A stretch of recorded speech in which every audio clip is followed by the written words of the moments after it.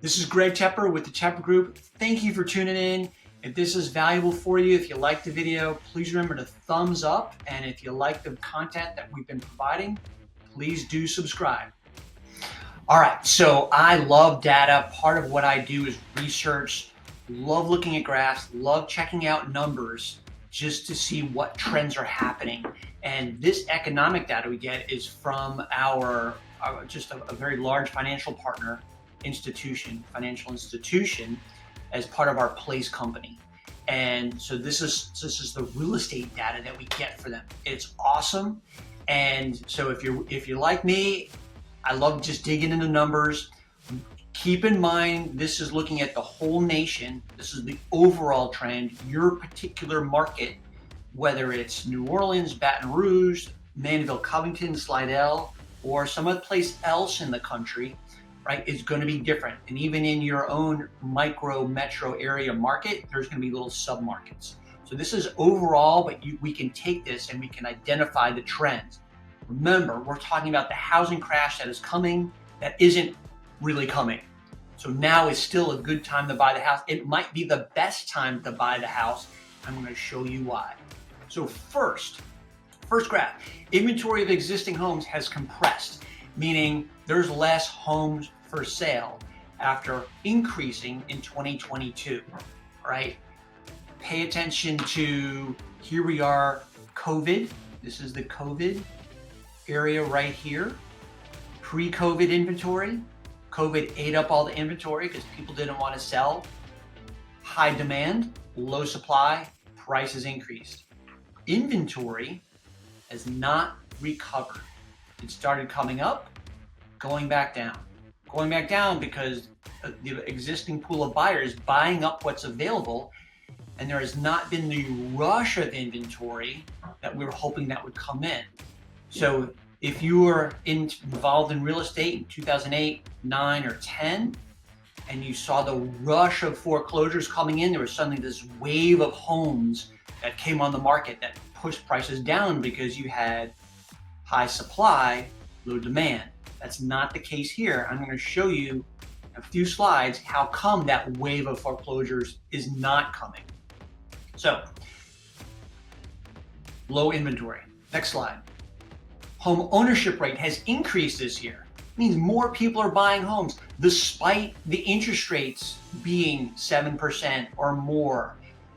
Fun fact, the national historical average for mortgage rates is 8%. So we're still below the national historical average, yet they hire. What freaked everybody out, including me, was the quick increase in rates. They kept raising them all last year. Now that we have stability in the rates, they fluctuate every day, quite frankly, but they fluctuate half a point here or there, but they're all around 7%, give or take. We're not seeing it increase. So people, myself included, don't like change. Now that we have the stability in the rates, people are more, okay, I know what I'm getting into. This is my expectation, and I'm going to go buy. And that's why home ownership has increased this year. It's interesting to see how these are the years down here, percentage of population over here. Look how it decreased. Home ownership decreased in 2008, 9, 10, 11, and started coming back in 16. Boom, boom, boom. Interesting stuff. Interesting data. Next slide. Affordability. Affordability is an all-time low. So this graph, this shows as you go up the index, affordability increases, meaning that it is more affordable to buy a home, invest in real estate. We are at we're close to the all-time low in recent history. Again, look at, here's your COVID right in here. Affordability was good, interest rates were low, and then lack of inventory, people buying up inventory, affordability came down hard. And it started increasing a little bit. So it's not at the all-time low that we were at earlier this year, but it's coming back. It's coming back, but it's still really hard. So the high interest rates, the high prices has made people sit on the sideline. So important takeaway here. There's a statistic, roughly 4 to 5 people feel like it's a bad time to buy a home. That's 80%, namely because of the interest rates. Here in Southeast Louisiana, we're dealing with high homeowners insurance as well. So that's added to the lack of affordability for housing. So, but as those pressures on affordability lessen, as interest rates go down, as insurance rates come down, you're going to see something, and we're going to get to that. Next slide. Month supply of existing homes has slightly decreased. Again, people buying up the inventory. The dark blue line are your existing homes. In other words, like your resales, your 5-year-old, 20-year-old, 80-year-old homes. That's this blue line. The light blue line is new home construction, right? The builders can only build them so fast. Roughly, you have a little bit less than 8 months of new home inventory, and that number's coming down. So, just interesting, because people are buying the homes. If they can't find the resale, they're going to go buy new. Next. So here's where we're talking about the housing crash that is 2008, 9, 10. People were losing their home. Those homes were hitting the market. What happened as a result of that is that lending practices tightened up so much that if you look at, and I've seen this graph before, I don't have it with me today. If you look at the average credit score and financial stability of the person who got the mortgage in 2006, 2007, it's way low, and the people that have on average the mortgages today is much higher. The people that have homeownership today are in a much better financial situation than the people in the previous down market. Okay, so better financial stability. And here's the foreclosure rate. It's less than 0.6%.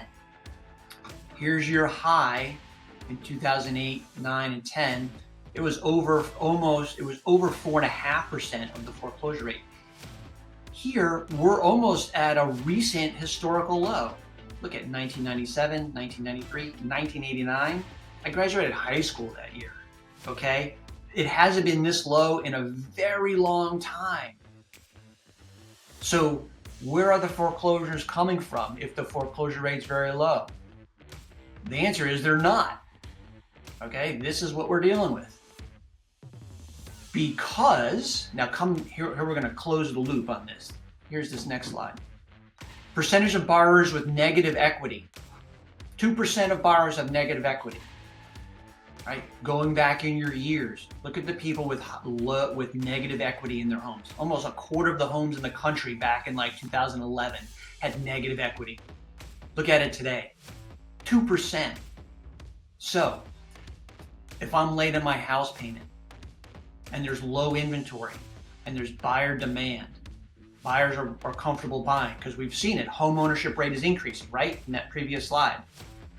And I'm in trouble. I can sell my house and make money before the bank ever takes it.